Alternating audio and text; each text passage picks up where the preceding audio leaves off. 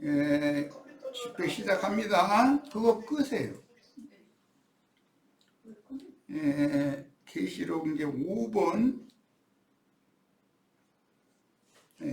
5장 집회자료의 3번 자료를 해드렸고, 오늘은 이 3번 자료로 말씀을 나눌 거예요. 기도하시고 시작하겠습니다. 우리의 심령과 마음에 유동함이 없는 안정된 심령을 주시기를 바랍니다.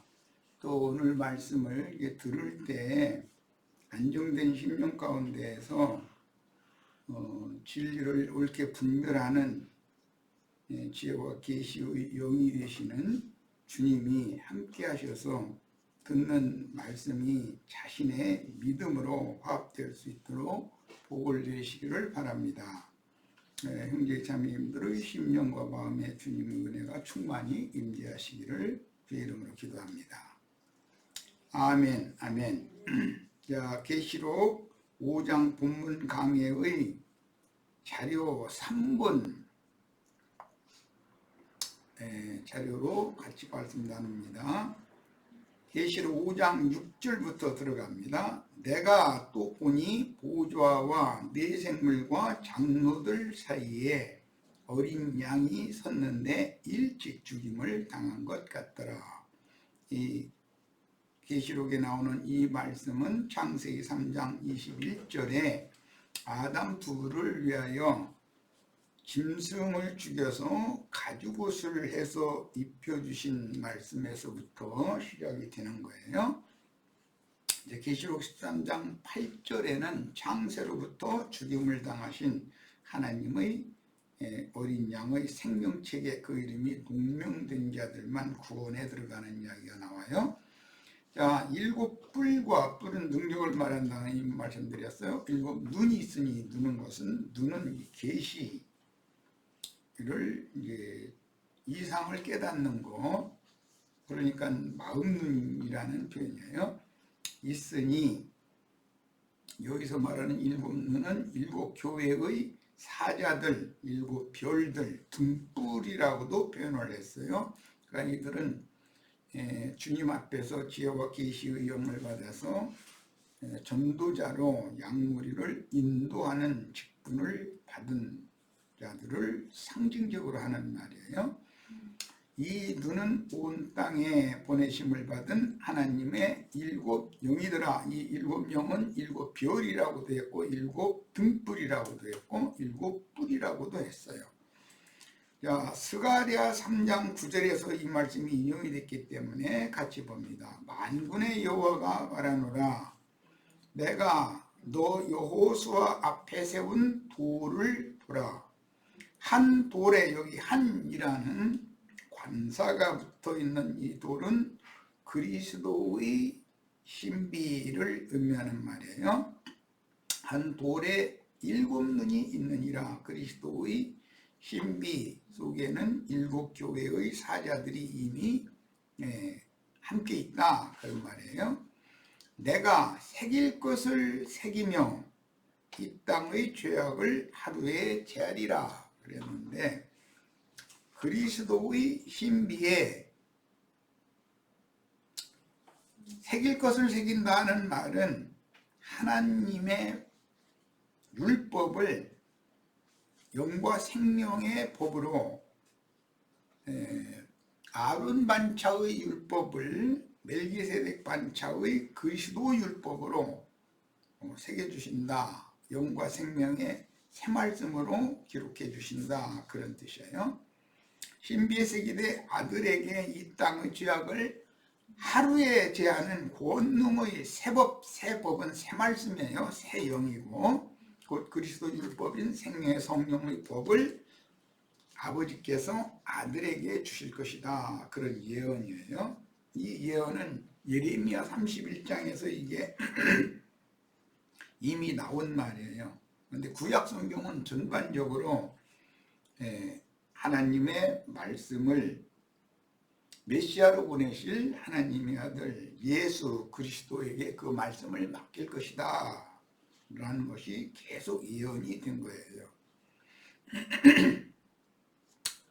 아버지의 말씀이 아들에게 신비에 새겨진 내용은 우리 성경을 잠깐 찾아보겠습니다. 요한복음 14장 24절을 가서 읽고 오겠습니다. 몇 절만 찾아보겠습니다. 요한복음 이미 말씀을 나눴고 그때 나눈 말씀이지만 오늘 이 계시록 말씀을 이해하는 데 도움을 받기 위해서 요한복음 14장 24절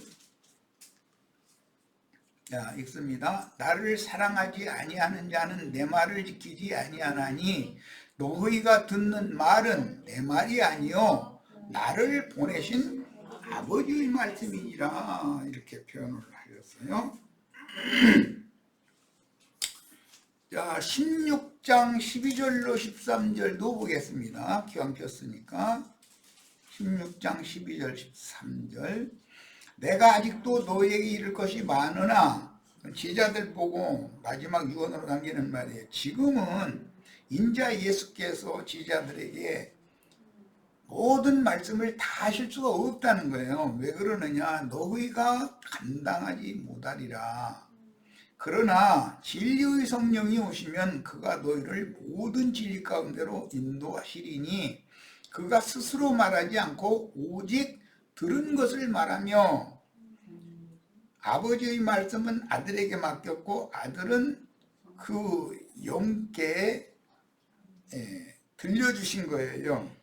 장래인 일을 너에게 알리시리라. 이게 이제 하나님의 신이 구속받은 믿는 제자들에게 부어지는 과정을 지금 설명하는 중이에요.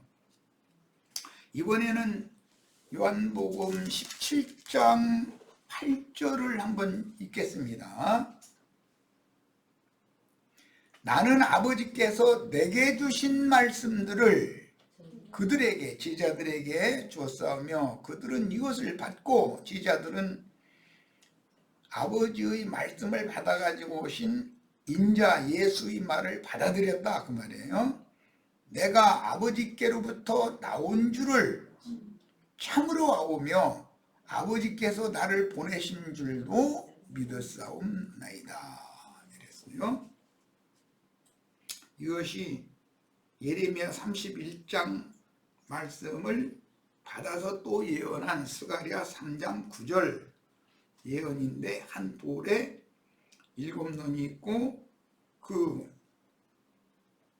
7눈이 있는 한 돌에 새길 것을 새기고 이 땅의 죄악을 하루에 제하리라 라는 예언 말씀이에요. 자, 이 말은 하나님 아버지의 말씀을 맡아가지고 세상에 오셔서 증거하신 인자 예수의 말씀을 믿음으로 받아들인 사람들은 죄악이 하루에 다 제거가 된다. 그런 말인데 이 말씀이 히브리서 8장 12절이나 10장 17절에서 재인용될 때는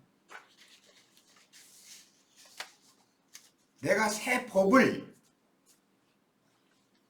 그 영의 말씀을 받은 사람들의 심령과 마음에 새로 인을 새겨줄 것이고 새 법이 기록된 그 사람들 즉 복음을 믿은 사람들 그 영의 말씀으로 마음에 믿어진 사람들은 그 죄와 허물들 지난날의 모든 죄와 허물들을 다시는 기억하지 않겠다라고 하는 약속으로 이게 실현이 된 거예요.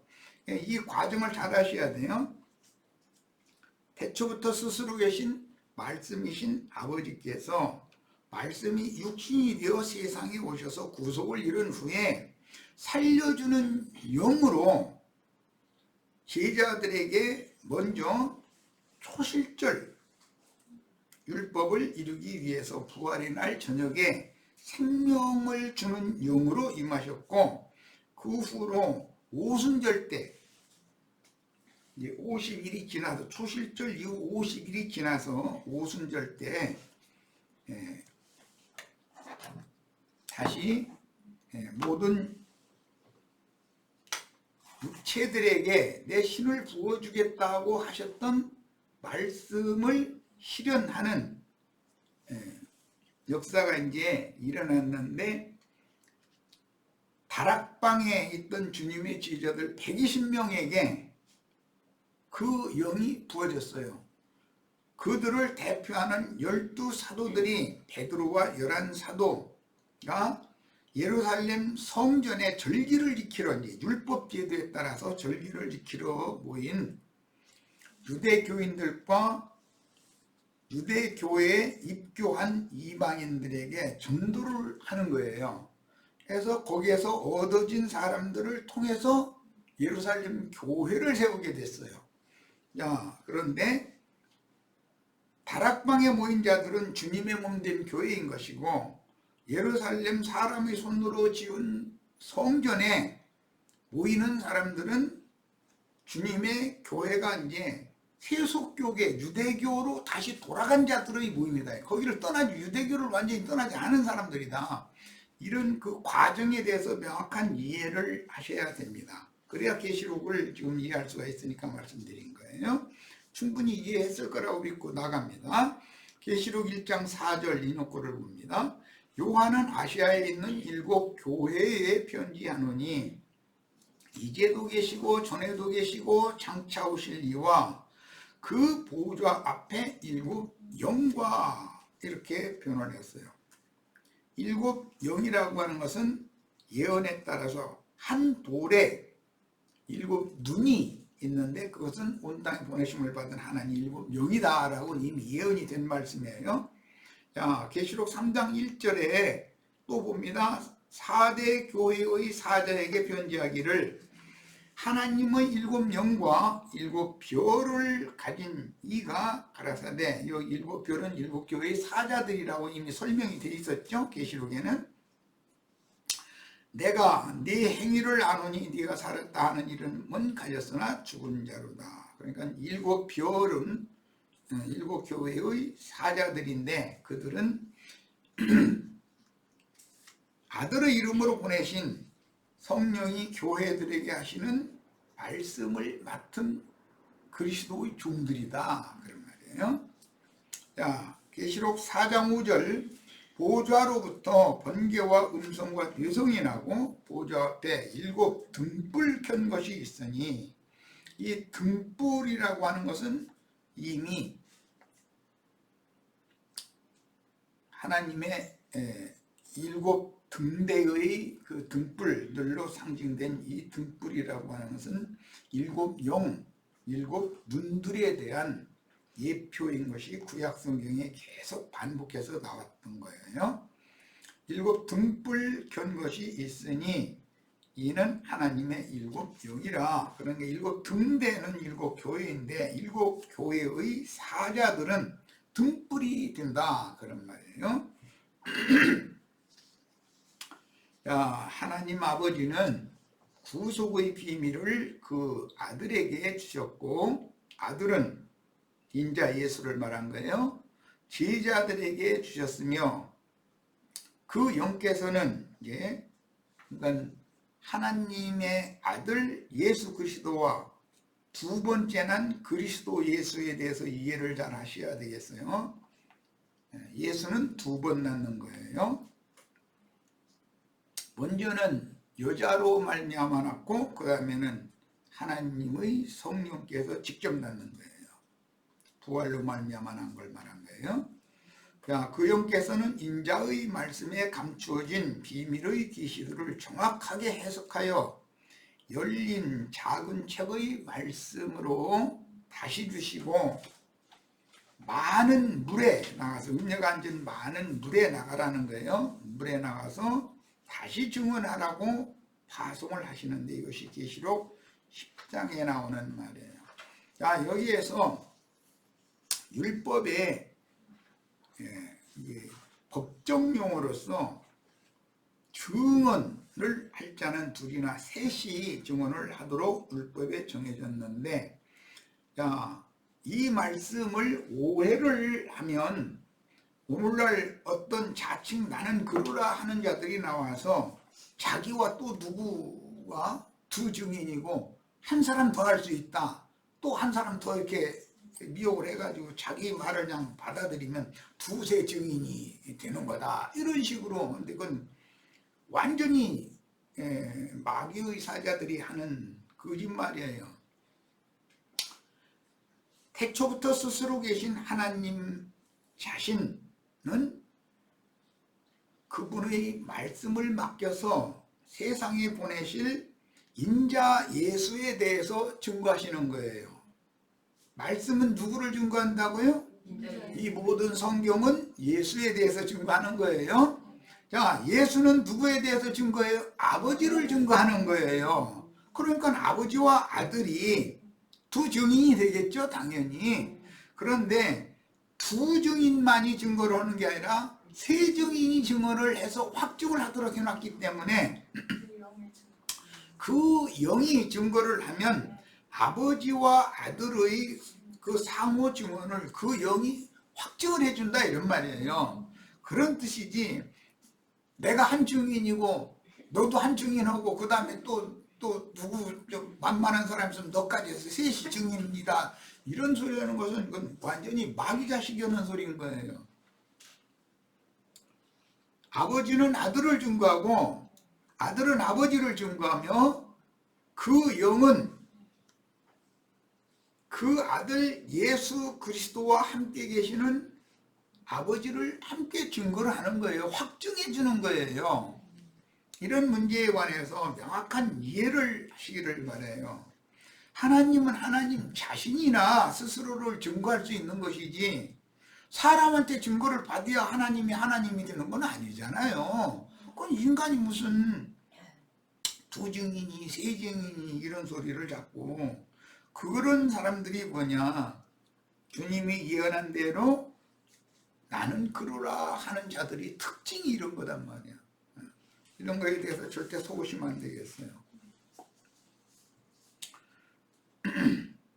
계시록 10장에서 열린 작은 책의 말씀을 힘센 천사가 요한에게 주셨고, 요한은 또 나가서 다시 예언을 하라는 사명을 받았으며 11장에 가면 두 증인이 되죠.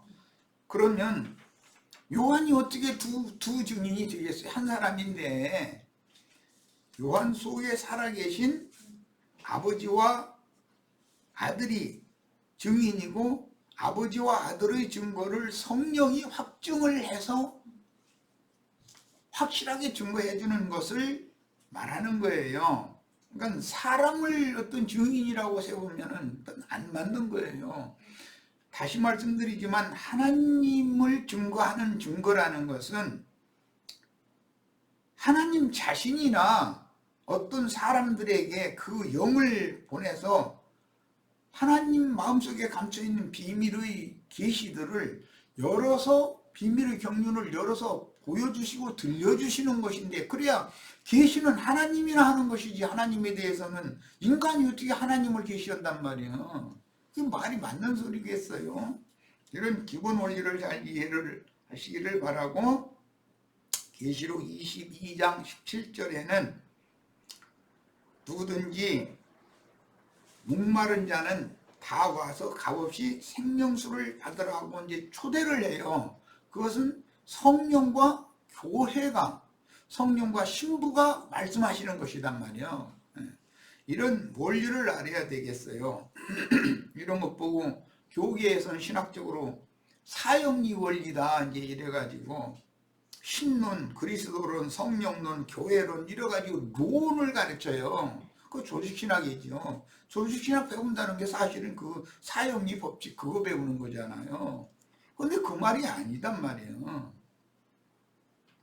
근원자이신 스스로 있는 말씀이 육신이 되신 인자 예수의 구속을 제자들에게 적용해주는 그 영의 말씀을 증거해야 될 사명이 있는 신부, 교회, 이렇게 사영리를, 교계 신학적인 사영리가 이렇게 하나님이 어떻게 어떤 과정과 통로를 통해서 믿는 이들에게 그분의 신을 부어주셔서 완전한 구원 안에 들어오게 할 것인가를 말하는 말인 것이지 무슨 사형리 교리를 말하는 것이 아니에요. 자, 이들은 힘센 천사가 한 돌, 힘센, 등등 이런 관사가 붙으면 그건 모두 예수 그리스도에 대해서 말하는 거다. 한 천사 얘기가 나오면 그리스도를 말한단 말이에요. 목자 얘기도 한 목자가 있으리라 하면 거기 한이라는 관사가 붙으면 예수 그리스도를 말해요. 목자장이신 대제사장, 그냥 제사장들이 아니고 앞에 대라고 하는 관사가 딱 붙으면 예수 그리스도에 대해서 상징하는 말이에요. 왕 중에 왕 하면은 그것은 예수 그리스도에 대해서 하는 말이에요. 그냥 많은 왕들이 있고 제사장들이 있고 선지자들이 있지만 선지자 앞에 그라고 하는 관사가 붙어도 네가 그 선지자냐? 이렇게 할 때 관사가 붙으면 예수 그리스도를 말하는 거예요. 이런 기본 원리를 알아야 돼요. 그래서 그 그리스도와 그리스도인들이라고 하는 성경의 용법을 명확하게 알 필요가 있습니다.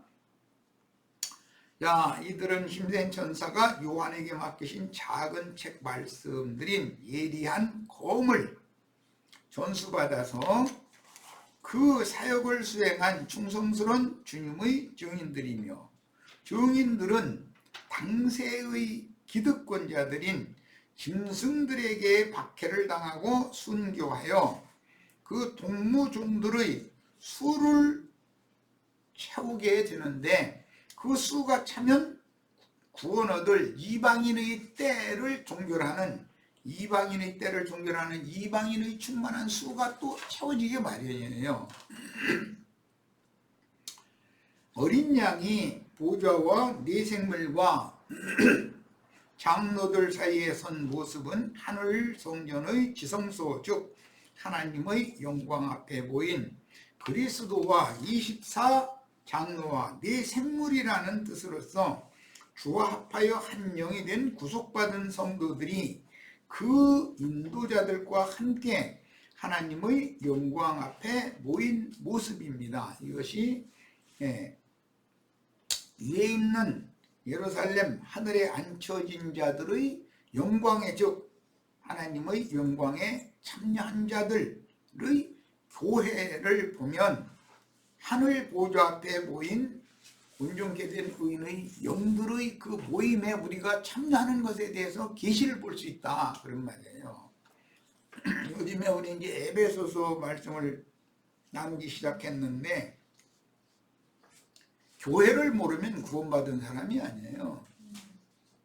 세상 교계라고 하는 건 로마교로부터 시작해서 지금의 교회가 변질되어져서 로마교로부터 시작해서 개신교까지 이렇게 쭉 올라오는 많은 무리한 큰 음료로 비유되어진 세상 교계는 특징이 사람의 손으로 지은 건물을 신전이라고 생각해요.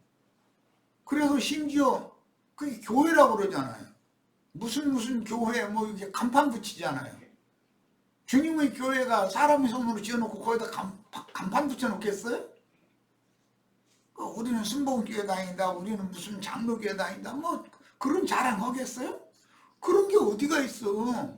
주님은 사람의 손으로 지은 전에 계시지 않는 건데, 이것이 세법이 기록되지 않았다는 증거다 이거예요. 구약의 율법 제도에는 성막이나 성전이라는 걸 사람의 손으로 건축 공금을 내가지고 가서 그걸 지어야 되고 거기에 보였어요. 그런데 예언에는 세법을 한 돌에 내가 기록해 줄 거다. 세법을 기록해 준다는 거예요. 세법이 기록된 사람들에게만 그들의 모든 지난 죄들을 간과해서 기억도 하지 않겠다라는 약속이 돼 있어요. 그럼 말씀을 믿어야지. 여전히 사람의 손으로 건축 원금 내가지고 세상적인 건물 지어놓고 나서 그것이 신전인 것처럼 이렇게 얘기하고, 심지어 문 앞에다가 무슨 교회라고 간판 붙여놓고 앉았고, 그런데 율법 제도에 따라서 대회로 보이는 자들은 사실은 그들 다 지난 죄들을 사면받고 구원 얻었다고 장담하고 있지만 그들에게 지난 죄들을 용서해 주시고 다시는 기억하지 않는다는 말씀을 그들에게 하신 것은 아니잖아요. 그 영의 말씀이 신비에 새겨진 사람들에게 적용해서 하신 말씀이지, 아니, 이런 것 정도는 알아야 세상교회라는 것은 구원이 없다라는 걸 확실하게 증거할 수 있잖아요. 구원이 있다 할지라도 너무 생명이 어려서 이런 진리의 말씀을 증거하면 알아들을 수가 없어. 그런 사람은 바깥 어둠에 쫓겨나게 된다는 거예요. 왜 이런 것을 증거를 그렇게 못 알아들어. 사람의 손으로 지은 건물 신전에 대회로 모이는 습관이 몸에 밴 사람들은 아론 반차의 사제 제도와 평신도 제도를 강력하게 주장하는 신부나 목사의 제도권 안에 딱 묶여있게 마련이다. 사실은 그게 짐승들이다 이래요. 그래서 그들은 계속 짐승의 영을 설교 강단에서 짐승의 영을 붓는 거잖아요. 하나님의 진리의 영을 받아야지 짐승의 영, 미혹의 영을 계속 받으면 뭐가 되겠어요. 그들은 율법 제도에 따라서 믿는 신자들에게 헌물과 11조 이걸 강조를 해요. 그걸 생계수단으로 삼으니까 복음을 전파하라는 것은 생계수단으로 복음을 전파하는 것이 아니잖아요. 하나님 자신과 그분의 나라를 위해서 충성하고 헌신하는 것이지. 그럼 그분이 알아서 그분이 쓰시는 동안은 먹이고 입히고 알아서 하실 거 아니에요. 오죽하면은 군사로 부름을 받은 자는 세상 사회에 관해서 쓸데없는 염려 걱정 안 해도 된다는 게 성경에 확증이 돼 있잖아요. 아니 군대 가는데 군대 가서 먹고 살 거 생각하고 입을 거 생각하고 뭘 신을까 뭘 입을까 뭘 먹을까 군대 간 병사들이 그거 한다면 그게 무슨 놈의 군대예요. 군대로 불러냈으면 불러낸 자께서 먹이고 입히고 모든 필요를 다 친히 공급을 하시고 나서 군인은 군인으로서 할 일이 있는 거예요. 훈련에만 열심히 하면 되는 거예요. 국토를 수호하고 국가를 보유하는 그런 책임을 하는 것이 군대에 소집된 자들이 마땅히 해야 할 일이지. 무슨 세상 염려, 근심 걱정, 뭘 먹고 뭘 마시고 헌금을 어떻게 더 받아가지고서 어떻게 해서 어디 가서 맛있는 거 사 먹을까면 그런 연구는 하고 아니었고 그게 무슨 놈의 주님이 보내신 증인들이겠어요. 더 이상 길게 얘기 않겠습니다. 창세 이후로 모든 인간들은 하나님의 저주 아래에서 태어났으나 이 하나님의 저주라는 말은 죄와 세상과 율법 아래에서 태어났다 그런 말이에요. 그것이 저주인 거예요. 저주의 3요소는 죄, 율법, 세상이에요. 이 세 가지 아래에서 태어나면 다 저주받은 인간들이에요. 저주를 벗어나야죠. 예수님은 저주를 벗어나게 하려고 그래서 죄와 사망의 법칙, 저주의 법칙에서 구원의 법칙, 생명의 법칙으로 해방시켜 주려고 예수님이 오시는 거잖아요. 성령이 오셔서 하시는 일이 뭐예요? 어린 양의 구속으로 말미암아 하나님의 영광 앞에 나가는 길을 얻고 오직 주 안에서만 하나님께 받으심이 되는 은혜를 받는데 이같이 큰 구원은 오직 하나님의 긍휼하심 때문에 영이 겸손하고 마음이 낮아진 자들에게 임하는 것입니다. 사가랴의 예언인 누가복음 1장 69절로 79절 인용구를 읽겠습니다. 우리를 위하여 사가랴는 요한의 아버지죠. 구원의 뿔은 예수님이에요. 그런데 주님의 그 구원의 뿔이 일곱 영들, 일곱 교회의 사자들에게 또 주어진다는 거예요. 그 종 다윗의 집에 일으키셨으니 이것은 주께서 예로부터 거룩한 선지자의 입으로 말씀하신 바와 같이 우리 원수라는 건 창세기 3장 15절에서 인용하는 말이에요. 죄의 근원인 뱀, 곧 마귀. 여자와 뱀은 원수 사이고 여자의 후손과 뱀의 후손 사이는 대대로 원수 사이가 된다고 그랬어요. 우리를 미워하는 모든 자, 즉 뱀의 후손들인 모든 적그리스도들의 손에서 구원하시는 구원이다 그랬어요. 그 그리스도가 계시면 적그리스도가 당연히 있어요. 보내신 참 아들인 예수가 있으면 다른 예수가 있는 거예요. 그리스도의 복음의 말씀이 있으면 다른 복음이 당연히 있는 거예요. 왜 성경에 이런 대칭되는 말씀을 기록을 할까를 잘 생각해 보시기를 바라요. 우리로 원수의 손에서 건지심을 입고 종신토록, 뱀은 종신토록 흙을 먹도록 했고, 하나님 앞에서 죄와 사망의 법칙, 저주의 법칙에서 번지심을 받아 해방받은 사람들은 종신토록 주 앞에서 성결과 의로 두려움이 없이 주님을 섬기게 하는 거예요. 섬기게 하리라 하셨도다. 이 아이여, 네가 지극히 높으신 이의 선지자라 일컬음을 받고 주 앞에 앞서가서 그 길을 예비하여 자기 아들 보고는 말이에요. 주의 백성에게 그 죄들의 사면으로 말미암는, 거기 죄를 사함으로 말미암는 이라고 그랬는데 그건 번역을 잘못한 거고, 그들이 지난날에 저지른 모든 죄들의 용서, 사면으로 말미암는 구원을 알게 하리니. 굉장히 중요한 말이에요.